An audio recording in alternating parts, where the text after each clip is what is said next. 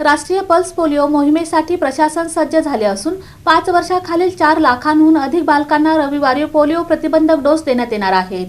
राष्ट्रीय pulse polio लसीकरण मोहीम रविवार दिनांक 28 जून 2026 रोजी संपूर्ण सोलापूर जिल्ह्यात राबविण्यात येणार असून 5 वर्षांखालील 4,36,572 बालकांना पोलिओ प्रतिबंधक डोस देण्यात येणार आहे। जिल्हाधिकारी एस कार्तिकेयन, जिल्हा परिषद मुख्य कार्यकारी अधिकारी कुशल जैन यांच्या मार्गदर्शनाखाली आणि जिल्हा आरोग्य अधिकारी डॉक्टर सतीश कोपूरवाडे यांच्या नेतृत्वाखाली ही मोहीम राबविण्यात येणार आहे। जिल्ह्यात ग्रामीण भागात 5,570, शहरी भागात 570 आणि महानगरपालिका क्षेत्रात 373 लसीकरण बूथ उभारण्यात आले असून 7,222 कर्मचारी नियुक्त करण्यात आले आहेत। बस स्थानके, रेल्वे स्थानके, बाजारपेठा, वीट भट्ट्या, साखर कारखाने तसेच भटक्या व ऊसतोड कामगारांच्या वसाहतींसाठी विशेष मोबाईल पथके कार्यरत राहणार असल्याची माहिती अतिरिक्त जिल्हा आरोग्य अधिकारी डॉक्टर नंदकिशोर घाडगे यांनी दिली। 5 वर्षांखालील एकही बालक पोलिओ लसीकरणापासून वंचित राहू नये असे आवाहन आरोग्य विभागाने पालकांना केले असून ग्रामस्तरावर प्रभात फेरी व जनजागृती उपक्रमही राबविण्यात येणार आहे।